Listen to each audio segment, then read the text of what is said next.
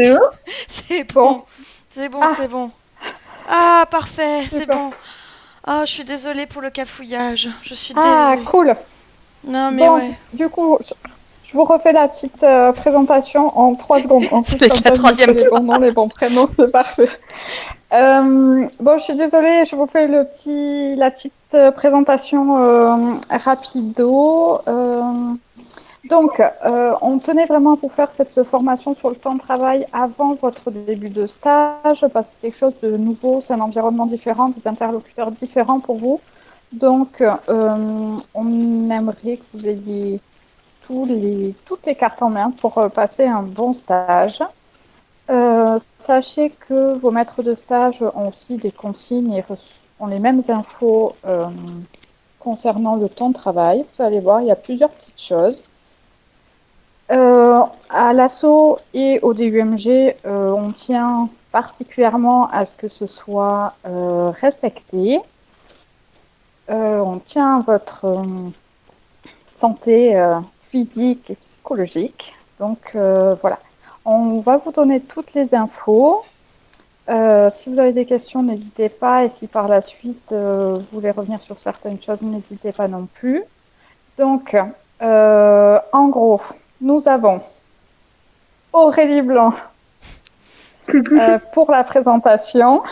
Pour ceux qui ne l'ont pas entendu tout à l'heure, elle le redira, mais elle fait partie et de l'ASSO au local et du syndicat au national l'ISNAR-IMG. Voilà. Le temps de travail et les droits des internes, c'est une grosse partie du taf de tout le monde, que ce soit au local et au national. Donc, c'est quelque chose d'hyper important. Il y a Elodie qui est là aussi pour la partie technique, questions, etc. Bon, j'essaierai de revenir vous voir tout à l'heure. Voilà, je vous laisse faire et à tout à l'heure peut-être. Bonne soirée tout le monde. Bonne soirée. À toutes. Alors, je vais vous partager mon écran. Voilà, lire. C'est bon? Elodie, est-ce que c'est bon pour tous? Non, là pour le moment, ce n'est pas le cas. Partage d'écran.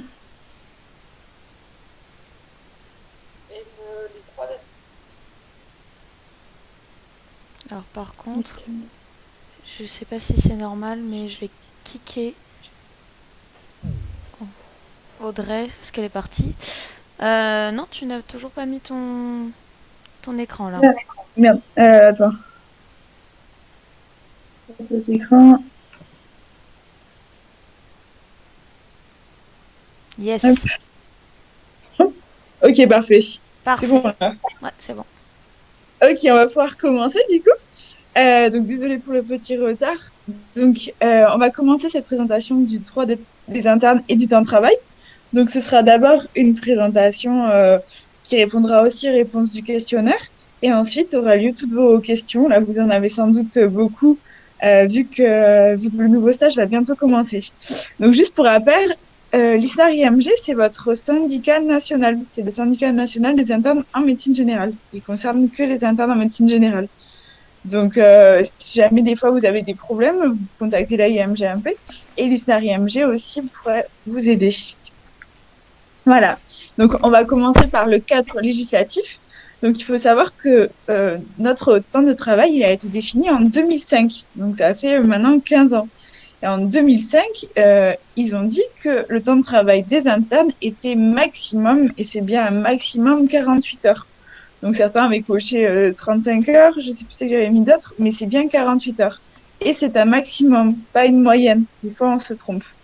Donc la loi disait, donc depuis 2005, que les obligations de service de l'interne sont réparties en 10 demi-journées hebdomadaires. Donc, soit le temps de travail, on le calcule en heures, 48 heures, soit en demi-journée. Dans ces 10 demi-journées, on en a 8 qui sont en stage et 2 qui sont hors stage. Donc, on reviendra sur ces 2 demi-journées par semaine hors stage. Ces 48 heures, il faut savoir que c'est une moyenne lissée sur le trimestre. Donc, c'est une moyenne lissée sur 3 mois. quand vous serez aux urgences, parfois vous ferez des semaines de 90 heures, mais il faut qu'après ce soit rattrapé sur d'autres semaines où vous ferez du coup 0 heure sans que ce soit des vacances, pour qu'au total ce soit 48 heures lycée sur 3 mois. Donc c'est ce qui est dit en dessous, que dans ces 48 heures, ça comprend les 8 demi-journées de stage et la demi-journée de formation. Donc, on reprend, on a 10 demi-journées obligatoires, 8 en stage, 2 hors stage. Dans ces 2 demi-journées hors stage, il y en a une qui est universitaire, donc c'est les cours, c'est le temps de travail de formation, c'est les GTT, les GET que vous aurez, et une demi-journée de travail personnel pour faire nos écrits, notre thèse, notre mémoire. C'est pour ça ce qu'on disait à Toulouse, c'est vrai qu'on a beaucoup d'écrits, mais on a cette demi-journée qui permet de la faire une fois par semaine. Néanmoins, cette demi-journée, donc de temps personnel, elle n'est pas comptée dans les 48 heures. Mais le service doit vous libérer une demi-journée. Donc, vous pouvez répartir les 48 heures maximum. Encore une fois, c'est un maximum autrement. Voilà. Alors, là, j'ai mis des petits schémas. Donc, le temps de travail, donc c'est 8 demi-journées en stage, plus ces 2 demi-journées. Alors, il faut pas se tromper. Dans les 48 heures, donc il y a les 8 demi-journées en stage et la demi-journée de formation, de cours. Et en plus, il y a la demi-journée où on fait nos écrits. Mais ça, on ne le compte pas dans les 48 heures. Il faut savoir que voilà, cette demi-journée de formation, elle est sous la responsabilité du coordonnateur de DES. Donc, dans cette demi-journée où vous êtes libéré, vous êtes quand même protégé. C'est le but. Donc, là, j'ai mis à côté les demi-journées de formation. Donc, il y en a une universitaire, celle où il y aura vos cours. Elle est comprise dans les 48 heures, sous la responsabilité du coordonnateur de DES. Et c'est là où vous aurez vos enseignements. Alors, vous allez sans doute poser la question. Parfois, on fait une semaine où on a une journée entière de cours. Là, on verra comment on peut les lisser. Mais souvent, quand même, ils nous libèrent à Toulouse la journée entière de cours et ils vous disent pas, faudra rattraper du coup l'autre demi-journée de cours sur une autre demi-journée. À Toulouse, ils libèrent la journée entière de cours. Et après, il y a la demi-journée en autonomie qui n'est pas comprise dans les 48 heures, mais vous pouvez la demander. Vous verrez quand vous serez chez le praticien, souvent, il connaît cette réglementation, donc il vous libère une journée par semaine. Parfois, c'est le vendredi, c'est pas mal, parfois le mercredi. Et dans cette journée où ils vous libèrent, ils comprennent bien les 2 demi-journées en autonomie universitaire. Par contre, à l'hôpital, c'est vrai que eux, comme ils reçoivent des internes de spécialité qui ont pourtant le même schéma, mais qui ne le respectent pas du tout au niveau des demi-journées, ils n'ont pas l'habitude de nous libérer une journée entière pour à la fois nos cours et nos écrits. Mais c'est un droit qu'on a et on peut le demander et personne ne peut vous le refuser. Donc ça, c'est bien important de le savoir. Alors, du coup, comment on peut faire son travail quand il y a des gardes? C'est là, on se dit, c'est facile, quand on est chez le praticien, on va du lundi au jeudi en stage, donc ça fait 8 demi-journées. Et le vendredi, on a la demi-journée de formation universitaire et autonomie. Là, c'est facile. Mais c'est vrai que vous verrez aux urgences, parfois vous aurez par exemple garde de 24 heures le mardi, et garde de mercredi le soir, et garde de 24 heures le week-end. Donc là, on est un peu perdu pour calculer son temps de travail. Donc, on va revenir un peu sur les gardes. Écrivez vos questions à côté si jamais vous en avez. Alors, il faut savoir quelque chose d'important sur les gardes. C'est que quand vous serez aux urgences, vous ferez pas mal de gardes, mais normalement, dans la réglementation toujours de 2005, il y a un nombre réglementaire de gardes. C'était une question aussi du questionnaire. Normalement, on a le droit de faire une garde par semaine plus une garde de week-end. Donc au total, ça fait 5 gardes par mois. La loi dit qu'on n'a pas le droit d'en faire plus. Néanmoins, vous verrez que parfois aux urgences, on en fait 7, 8, même en rentrant dans les 48 heures. Il y a des services comme à Carcassonne, c'est que des gardes de 24 heures. Donc là, bien sûr, on fait plus de 5 gardes par mois. Donc quand c'est comme ça, la réglementation dit que si vraiment l'organisation du service l'oblige, il y aura une majoration forfaitaire pour les gardes au-delà des 5 par mois. Bon, vous verrez, la majoration, elle est minime, hein. C'est 10 euros par garde brute. Bon, là, ça va être un peu majoré avec le Ségur, mais c'est important à savoir. Parce que c'est important de garder en tête que normalement, c'est que 5 gardes par mois. Donc, les gardes, il y en a plusieurs types. Ça, il y a les gardes le soir. Là, j'ai mis 18h30, 8h30, mais parfois, ce sera 19h, 9h. Les gardes de 14h. Ou il y a des gardes de 24 heures. La garde, elle doit jamais, jamais, jamais dépasser plus de 24 heures. Aujourd'hui, on a toujours ces 24 heures. Néanmoins, vous verrez, et on vous posera sans doute des questions, que ces 24 heures, elles sont débattues. Il y a des pays où ils font pas 24 heures et c'est licite pour eux. Aujourd'hui, c'est encore acté en France, mais sachez qu'il y a un débat là-dessus. Donc là, j'avais mis la rémunération, mais c'est celle avant le Ségur. Ça a un peu augmenté, les gardes, c'est 160 euros ouais, brut. Donc en net, ça fera 130 à peu près. Et vous voyez, la garde supplémentaire, il y a 10 euros de plus. Donc là, avec la rémunération, l'augmentation de la rémunération, vous gagnerez un peu plus sur votre salaire de base et sur les gardes. Donc ça, c'est pas mal pour vous. Euh, juste, euh, juste petite question au cas où, mais ça c'est moi. C'est 119 euros, là c'est le brut ou le net? Là, c'est... Attends, je me confonds toujours. C'est le brut, mais D'accord, c'était avant. Maintenant, c'est passé à 160. d'accord, Donc en net, vous aurez dans les 140 à peu près. d'accord. Donc là on passe à 130, sachant qu'avant on était à 100 environ. Non, non, ça, c'est les anciens chiffres. Oui, mais ça là, le 119, si c'était du brut, ça veut dire qu'on était à 100 net. C'est ça? À peu près. Ouais. Ok, Et voilà, là, on va passer à 130, 140 net. ok. D'accord? Donc c'est pas plus mal. C'est chouette, ça. Yes. Voilà. Alors, donc ça, c'était important à savoir pour les gardes. Et donc, pour les calculer dans notre temps de travail, si vous faites une garde de soirée, donc de 18h30, 8h30, c'est compté comme deux demi-journées de temps de travail. C'est-à-dire que si dans votre semaine, du coup, vous faites, par exemple, le lundi, le mardi soir, donc déjà, vous avez le repos de garde obligatoire. Et donc, vous avez fait le lundi, donc ça fait deux demi-journées. Le mardi jour, quatre demi-journées. Mardi soir, six demi-journées. Donc, mercredi, vous avez repos de garde.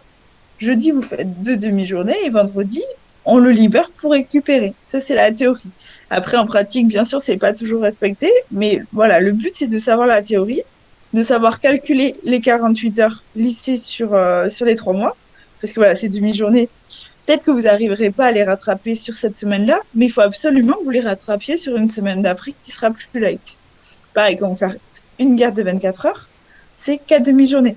Donc, si vous faites une semaine entière plus la garde de 24 heures le dimanche, la semaine d'après, vous avez 4 demi-journées déjà à rattraper. Ça, c'est vraiment important à savoir. Et malheureusement, les services ne le respectent pas trop. Mais nous, notre but à Toulouse, c'est que ce soit respecté. Et comme Audrey vous l'a dit, Monsieur Oustric est vraiment à cheval sur le temps horaire. Donc, si on fait remonter que dans tel service, c'est pas respecté, il fait péter le stage, vraiment. Enfin, donc, bon, c'est pas le but. Hein. Le but d'avoir, c'est de discuter, de négocier. Mais sachez que voilà, on est vraiment protégé à Toulouse. C'est vraiment une chance. Donc, sachez vos droits et sachez gentiment dire quand ça va pas. Alors, Euh, il y a une petite question de Léo qui demande s'il y a un minimum de garde à faire par mois. non, il n'y a pas de minimum. C'est au minimum, il y a des stages où il n'y a pas de garde du tout. Où c'est sur le volontariat ou pas de garde. Pas de minimum. Il n'y a pas non plus de minimum horaire dans la loi. Mais bon, wow. Bon, faut juste savoir que le maximum, c'est 48 heures. Alors maintenant, on va parler du repos de garde. Quelle est la durée du repos de garde? Donc ça, c'était une question du questionnaire aussi. Et il y avait une autre question, c'est est-ce qu'on peut aller à un cours sur un repos de garde? Donc, il est important de savoir que la durée du repos de garde, c'est de 11 heures. C'est 11 heures minimum. 11 heures durant lesquelles on ne va ni en stage ni à la faculté. Donc, pas de GTT, pas de GEP, pas de cours. Ça, c'est vraiment important parce que malheureusement, comme il manque des internes parfois dans les services d'hôpitaux, eh ben, ils vous proposent de vous mettre de garde la veille de votre GEP pour être libéré. Ça, c'est non, parce que s'il arrive un accident ou n'importe quoi sur votre GEP, ben, c'est l'hôpital qui prendra. D'accord? Donc, eux, ils vous le proposent, ils savent pas trop la loi et ça les arrange, mais bon, ils doivent le savoir, hein, que s'il y a un souci, ça retombera sur eux. Et vraiment, ça, c'est vraiment ça au niveau national. On veut que ce soit respecté parce qu'il y a quand même déjà eu des soucis sur les repos de garde. Donc, c'est non négociable, que ce soit au niveau des hôpitaux, des maîtres de stage, et ils le savent. Ouais. Mais surtout pour les GEP, GTT, hein. Juste, D'accord? ouais, juste du coup, je prends un exemple parce que du coup, j'ai vécu le problème pour les urgences de Montauban. Il y a le même problème pour les urgences de Tarbes, comme quoi justement on est censé être de garde, enfin en tout cas il est censé y avoir quelqu'un de garde la veille de cours, parce qu'ils ne peuvent pas se permettre de ne pas n'avoir aucun interne pendant une nuit. À noter que du coup on a réussi pour Montauban à demander à ce que les internes des étages qui sont censés nous doubler soient deux internes d'étage la veille de cours. Malheureusement pour Moissac, ça arrivait deux fois qu'il y ait un interne qui soit obligé d'être de garde la veille d'un cours. Mais normalement ce n'est pas normal.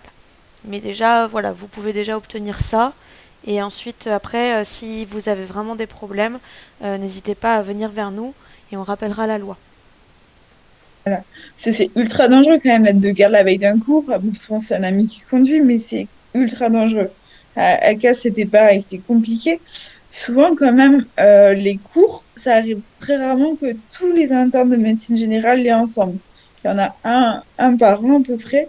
Mais après, on peut s'organiser. Par exemple, euh, à n'importe quel hôpital, il y aura des internes de première et seconde année. Donc, ou ceux de spécialité. Donc, faut demander sur ces jours-là, les veilles de cours, à ce que ce soit cette spécialité ou ceux qui n'ont pas cours. C'est pas possible, ben, normalement, il n'y a pas d'interne. Un service est censé se débrouiller sans interne. Ça, c'est vraiment une loi aussi. Nous, on est étudiants en formation. Un service doit marcher sans interne. Parce qu'il y a des jours où il n'y a pas d'interne, notamment quand il y a cours. C'est pas le cas partout, mais c'est aussi la loi. Voilà. Donc ça, sachez-le bien, c'est vraiment primordial. Donc, bon, au total, on va remettre un stage qui se passe dans les bonnes conditions, c'est 48 heures par semaine, le repos de garde, les 10 demi-journées maximum par semaine. Donc, après un repos de garde, par contre, vous pouvez faire votre test, hein. On va pas vérifier si vous faites pas de décrécher, c'est la demi-journée de formation acceptée. Et là, voilà, on a mis un petit mot sur les demi-gardes. On n'a pas trop parlé, mais il y a aussi des demi-gardes qui sont en train de se mettre en place. Je pense qu'en médecine générale, on ne sera pas trop concerné. Nous, la demi-garde qui est mise en place seulement aujourd'hui, c'est celle du samedi après-midi. Ah oui, ça c'est quelque chose d'important aussi. Le samedi matin, quand vous ferez une garde, par exemple, de samedi jour, vous serez moins payé parce que vous serez payé que le samedi après-midi. En effet, le samedi matin, en fait, il est compris dans notre salaire de base mensuel. C'est pour ça que quand on fait une garde le samedi en plus, le samedi matin, eux, ils le comptent comme faisant partie du service de base. Donc en restant dans les 48 heures. Mais voilà, donc le samedi après-midi, c'est une demi-garde qui est rémunérée. Là, avant, c'était dans les 70 euros, donc là, ça va être un peu augmenté. Donc, c'est vraiment la moitié de la garde entière. Et là, en fait, depuis le Ségur, on a obtenu la mise en place des demi-gardes rémunérées le soir. Par exemple, dans des services, on s'est rendu compte que des internes finissaient à minuit. Donc, c'est deux demi-journées. Là, ça passait à trois demi-journées. Mais ça, enfin, ça va s'appliquer dès novembre. Et pour nous, je pense pas que ça va nous concerner directement parce que bon, c'est rare quand même un service où on finit si tard. Mais à voir, peut-être. Alors, donc là, on a parlé de ces 48 heures, ces 8 demi-journées. Et comme je vous dis, c'est vrai que malheureusement, c'est pas toujours respecté. Donc, comment on peut vérifier le respect de ce temps de travail? Il y a des moyens qui sont aussi dans la loi depuis 2005, mais qui sont malheureusement pas toujours respectés, mais il faut savoir les connaître.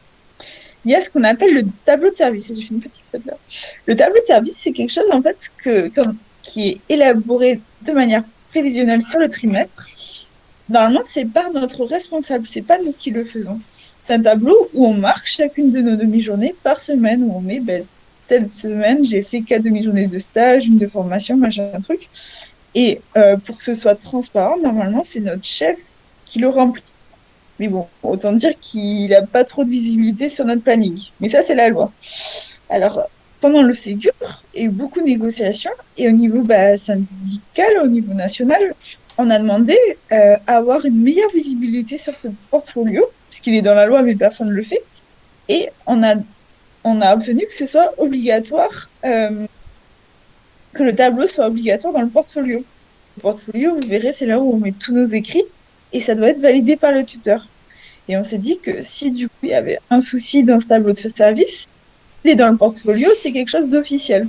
Donc si à un moment il y a un problème à faire remonter, bah déjà, s'il n'est pas établi, bah, comme c'est au chef de service de le faire, ça lui retombe dessus. Et en plus, s'il y a un souci, ce sera public. Enfin, public, il n'y a que le tuteur qui le verra, mais ce sera sur une plateforme du DUMG qu'on pourra ressortir.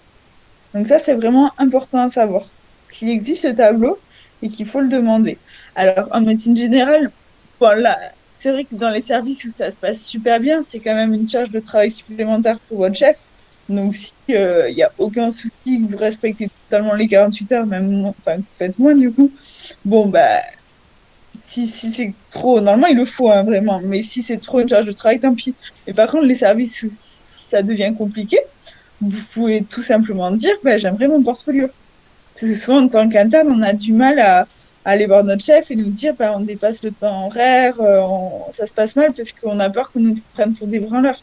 Ça, oubliez-le. On a quand même une thèse, un mémoire à faire à côté. Enfin, à l'hôpital, ils oublient qu'on a une vie à côté, mais c'est une réalité.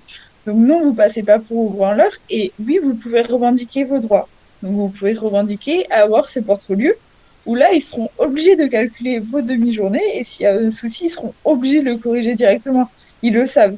Chaque semestre, Monsieur Oustric envoie un petit mail en disant il faut respecter les 48 heures maximum et tout. Donc, si vous commencez à vous en mêler, bah, ils savent que voilà, il peut y avoir des soucis et que leur stage peut sauter. Hein. Ça arrive des fois. Donc, eux, ils seraient bien embêtés. Donc, ce tableau de service-là, il y en a un petit exemple ici. Sur le site de l'ISNAR-IMG, donc là j'ai mis le lien, je vous le redonnerai hein, si besoin, il y a carrément un Excel, un calculateur, où on rentre nos demi-journées et il met si on a bien fait le nombre de demi-journées, combien il y en a rattrapé sur le mois d'après, puisque voilà, c'est un lissage. Comme on a dit, c'est lissé sur 3 mois. Désolée. Donc ça permet d'être vraiment chouette pour si vous voulez aussi le faire, pour avoir un peu de recul pour calculer en demi-journée. Après, sinon, vous pouvez calculer aussi votre quota horaire de votre côté en horaire. Donc ça, comme vous calculez vos heures, vous mettez bien vos cours. Et il faut savoir aussi que vos congés annuels sont comptés dans votre temps horaire. C'est pas du temps qu'on compte pas, c'est des temps qu'on compte. Alors, donc on en parle ainsi. Les congés annuels, donc c'était aussi des questions du questionnaire. Alors, on a le droit à 30 jours ouvrables. Donc, ça fait 5 semaines par an parce que le samedi est décompté comme jour ouvrable. D'accord? Ça, c'est important à savoir. C'est-à-dire que, bah, en fait, si vous posez par exemple une semaine, 5 jours du lundi au vendredi, eux, ils vont aussi vous compter un jour pour le samedi. Donc, autrement dit, on a le droit à 5 semaines par an. Donc, ça, c'est la loi. Après, vous verrez aussi, parfois, quand on est chez le praticien, ça, c'est aussi quelque chose d'important à savoir. On n'est pas obligé de poser ses jours en même temps que notre praticien. Donc, l'été, si votre praticien il pose 3 semaines en juillet, vous pouvez poser 3 semaines en août. Alors après, du coup, les 3 semaines où il ne sera pas là en juillet, par contre, il aura le droit de dire, bah, du coup, tu vas chez tel autre praticien. Ça, du coup, il aura le droit, vu que c'est 3 semaines que vous n'avez pas posées. C'est pas toujours, mais bon. Et au maximum, vous pouvez poser 24 jours ouvrables en une seule fois. Donc vos 5 semaines, vous pouvez les répartir comme vous voulez tout au long de l'année. À Toulouse, on dit souvent, hein, c'est mieux de poser 2 semaines l'hiver, 3 semaines l'été, mais c'est pas une obligation aussi. Vos chefs vous diront si c'est absolument 2 semaines l'hiver et 3 semaines l'été. Non, si vous voulez poser 3 semaines l'hiver, vous pouvez, mais c'est au maximum 24 jours ouvrables en une fois.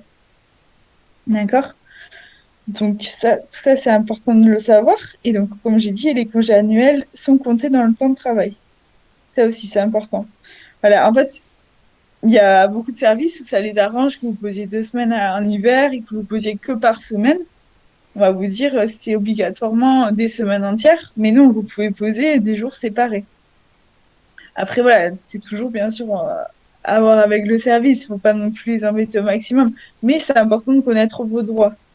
À chaque fois, si vous avez un doute, je dis toujours, allez sur Légifrance, il y a vraiment tout qui est expliqué, c'est vraiment super. Voilà. Alors, on a aussi droit à d'autres congés, les congés de maternité, paternité, là, qui vont être augmentés de un mois, enfin, ça va être un mois maintenant, ça va nous concerner aussi. Euh, Maladie, on juste, a, oui, juste, du coup, tu confirmes qu'on peut poser juste un jour par-ci par-là et pas seulement une. oui, ah oui, Genre, totalement, oui, oui. Ça, d'ac- bah, je sais quoi, ça les arrange qu'on pose une semaine, mais on a le droit de poser un jour par-ci par-là. d'accord. Donc oui, pareil, là c'est vraiment bien, bien dans Légifrance. Ah, c'est bien dans les Légifrance, oui. Ok, ça marche. Donc, les congés maternité, paternité, maladie. Pax, on a un jour si on se pax, on a 3 jours si on se marie. Les congés syndicaux, j'en reparlerai aussi. Et donc, voilà. Donc, par exemple, vous allez poser la question. Donc, ces congés, c'est en plus de vos congés annuels des 5 semaines. Donc, par exemple, si vous devenez maman, que vous avez 6 semaines après la grossesse, ben, vous pourrez aussi prendre 2 semaines en plus de vos congés annuels. Si vous êtes en arrêt de travail parce que vous êtes pété les ligaments et que vous avez un mois d'arrêt de travail, ça n'empiète pas sur vos congés annuels.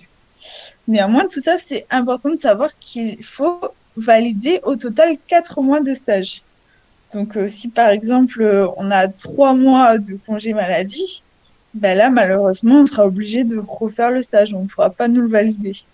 Mais si on est en arrêt 2 mois, bah, parce qu'on a eu un accident, hein, c'est aussi la vie, bah là, si vous faites les 4 autres mois de stage, vous pourrez valider votre stage.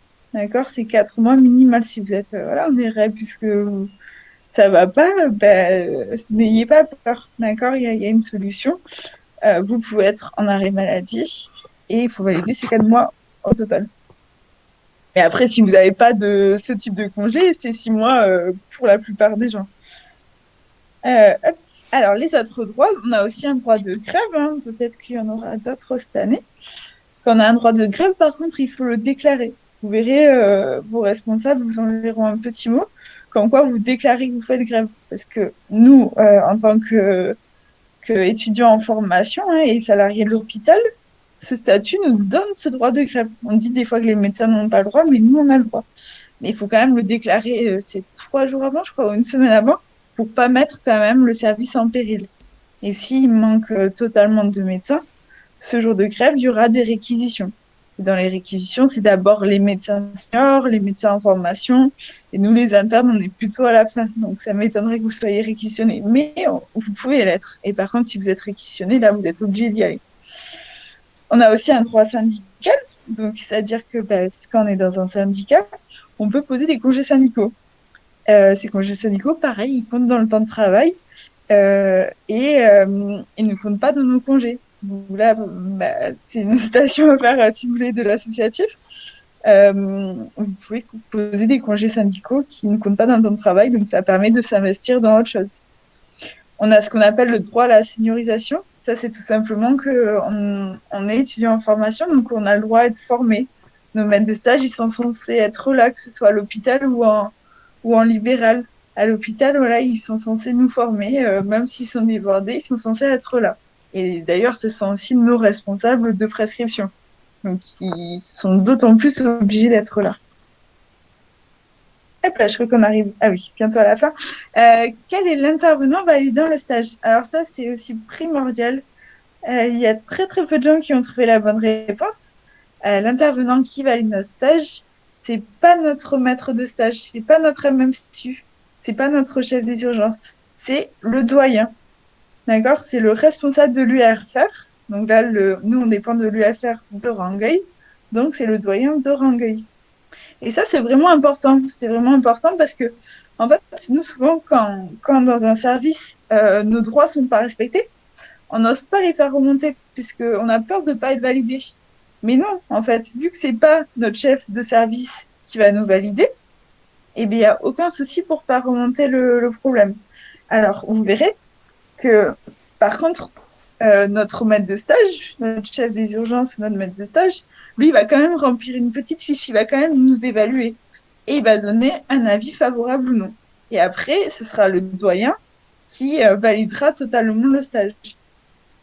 Si le MSU donne un avis défavorable, donc là c'est dans le cas où vous ayez peur de dire que c'est pas respecté, si le MSU donne un avis défavorable, il y aura une commission où ils vont comprendre pourquoi c'est défavorable, pourquoi vous êtes invalidé. Dans cette commission, il y aura des membres de la IMGMP, donc de votre association locale. Donc c'est pour ça, en fait, on est quand même protégé. Donc n'ayez pas peur de faire remonter tous les soucis auxquels vous êtes confrontés. Et la façon la plus simple de les faire remonter, c'est juste de dire ce qui ne va pas. Vous sortez le texte de Légifrance, ça, on peut vous aider. Euh, et souvent, ils respectent. Donc ça va être la dernière question. Comment faire en cas de souci? Alors, la première chose la plus simple, c'est quand même nous contacter à nous au niveau local. Vraiment, on a des référents stages. Il y aura Elodie, la présidente. Moi aussi, on est tous quand même très disponibles et prêts à vous aider.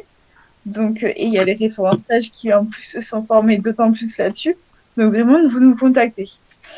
Nous, ça dépendra du problème. Soit on mettra en relation avec le DMG, soit il y aura des commissions pédagogiques, de dérogation. Il y a plein de choses. Soit on contactera Monsieur Ostric si vous êtes vraiment en danger. Hein. Là, par contre, si vous vous sentez en danger, là, on le contactera directement et il y aura des possibilités de changement de stage ou autre. Ou soit, si c'est pour d'autres soucis, on vous réorientera vers le syndicat national, les IMG, le doyen, la DGOS, les ARS. Il y a vraiment plein de moyens de résoudre les soucis. Hein. Il y a différents types de soucis, donc différents types d'interlocuteurs, mais il y a vraiment plein de moyens. Donc vraiment, vous n'êtes pas seul et vraiment, on sait dire que ça va pas, hein, c'est important. Et vraiment, encore une fois, et dernière fois, la façon la plus simple de le dire, c'est juste voilà, envoyer objectivement ce qui va pas avec la loi et les chefs, comment ils réagissent. Mais n'hésitez pas à nous contacter aussi. Voilà, donc là, on a fini la petite présentation. On est là pour écouter vos questions, donc qu'importe les questions, hein, si c'est sur ça, si c'est sur autre chose, bon, plutôt avant les trois peut-être, mais s'il y a d'autres questions aussi, on est là pour y répondre avec Elodie. On va attendre un tout petit peu parce qu'il y a un petit délai entre les enfin le moment où tu entre J'ai nous ce qu'on fini. parle, ouais, entre nous ce qu'on parle et eux ce qu'ils entendent. Il y a genre 30-45 secondes de délai. Bon, en tout cas, merci. Je pense que c'était plutôt clair. Donc n'hésitez pas à le dire dans le chat si c'était clair, si ça vous a été utile, si vous avez donc des questions, si voilà, n'hésitez pas, on peut revenir sur quelque chose si c'était pas tout à fait clair. Voilà, on a encore un petit peu de temps devant nous. De toute façon, on va pas aller bien loin avec le couvre. C'est sûr. On risque pas d'aller bien loin, voilà. J'ai pas une soirée de prévue ce soir. Puis vu qu'il y a le conseil de sécurité de défense qui se réunit demain, je pense qu'on va pas aller très loin de toute façon, même en journée bientôt.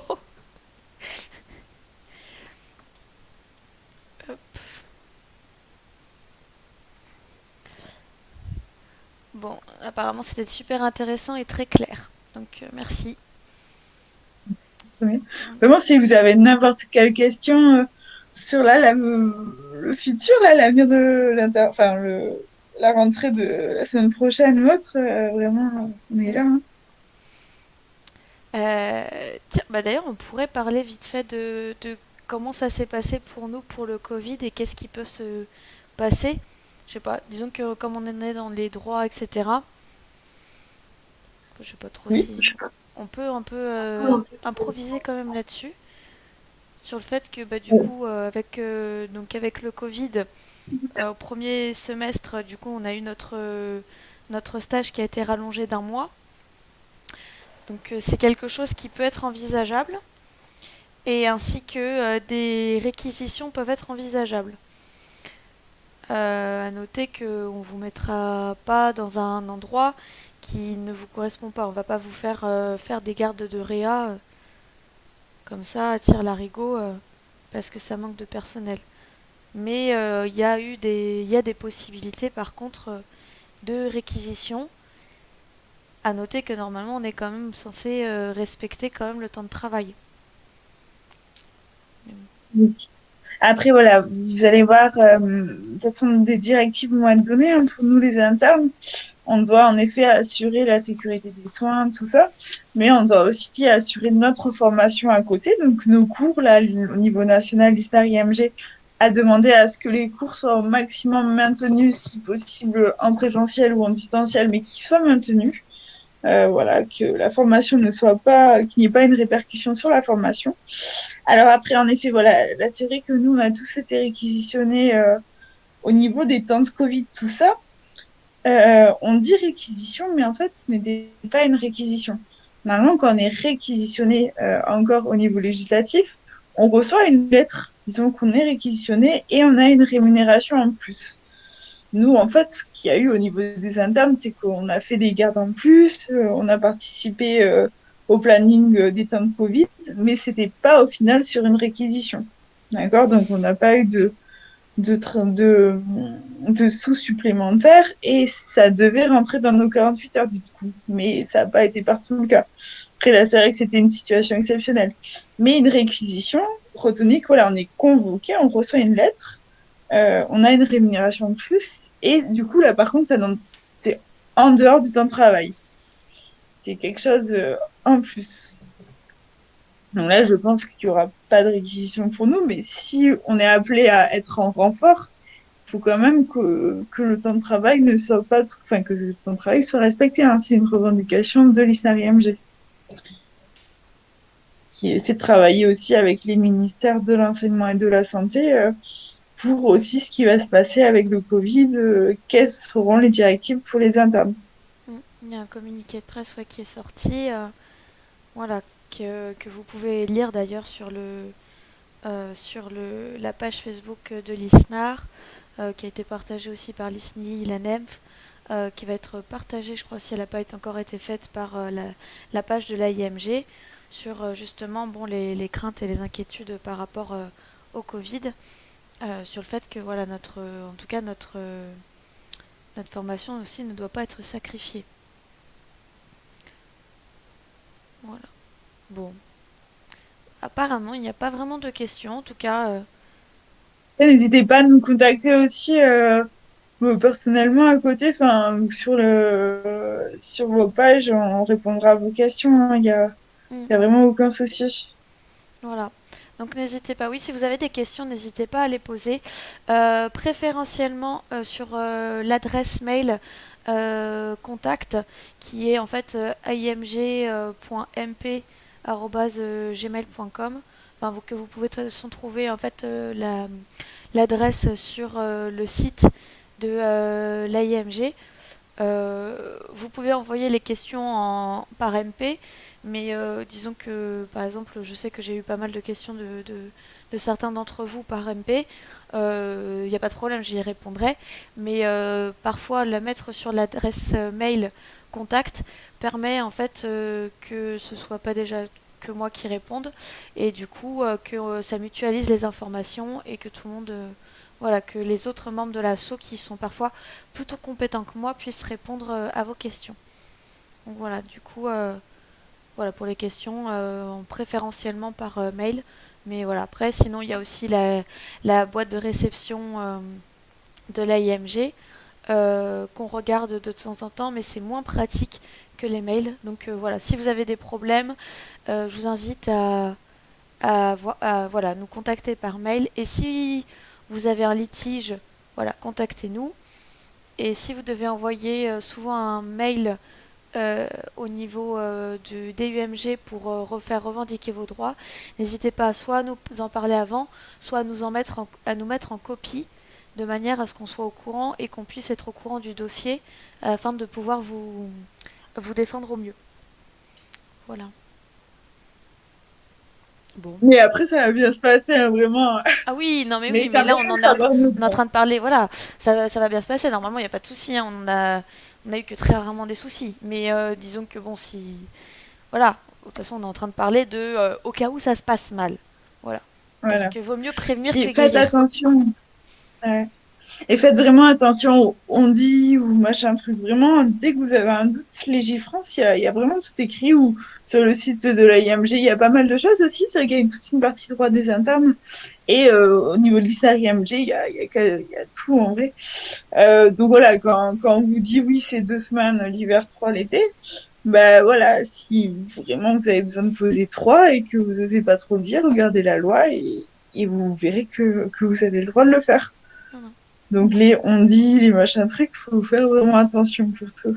voilà. Et si la responsable du GPP enfin, vous dit que c'est par semaine qu'on doit prendre ses congés, bah vous pourrez lui dire que bah non. J'aurais bien aimé le savoir il y a 6 mois. Bon, allez, bah apparemment il n'y a pas de questions. En tout cas, Et donc c'est c'est tranquille du coup. ouais, donc du coup apparemment on a été assez clair. Bon bah du coup voilà, on va du coup s'arrêter là. Bah, j'espère qu'en tout cas ça vous aura été utile et que voilà que de toute façon ça va se passer dans les meilleures conditions possibles. À nouveau voilà, on est disponible au moindre problème, mais bon ça devrait aller, hein, vous inquiétez pas. Vous survivrez à votre première garde et vous survivrez aussi à votre deuxième. Voilà, ça va bien se passer. Oui. La première semaine, c'est toujours un peu d'adaptation, mais c'est normal hein, pour nous aussi. Hein. On va changer, ça va faire bizarre. Mais vous verrez, on s'adapte vite et c'est normal que là, les premiers jours, on soit un peu stressé. Et c'est pas facile hein, de changer de ville, d'endroit, de chef. Mm, Chaque semestre, c'est une petite adaptation, mais ce qui se fait rapidement. mm. Vous êtes bien entouré. Voilà, les chefs sont au courant que vous venez d'arriver, que jusqu'à présent vous étiez en D4 et que vous avez sûrement peut-être pas vu de patient depuis un moment. Ils sont au courant, donc les premiers jours, normalement, vous devrez être quand même très encadré. Voilà, on va pas vous laisser gérer un cas trop compliqué tout seul dès le départ. C'est juste impensable. Et vous n'êtes pas censé d'ailleurs le faire. Donc voilà, vous serez bien entouré et puis ça va bien aller. Oui. Voilà. Bon, mais bonne soirée à tous. En tout cas, bonne rentrée. Et sachez que vous n'êtes pas seuls, on est là. Plein de gens pour vous aider. Donc tout va bien se passer. Voilà. Allez, et bah bonsoir à tous et puis bah bon emménagement pour ceux qui sont en plein déménagement et bon Salut. début de stage. Salut, salut. Ciao.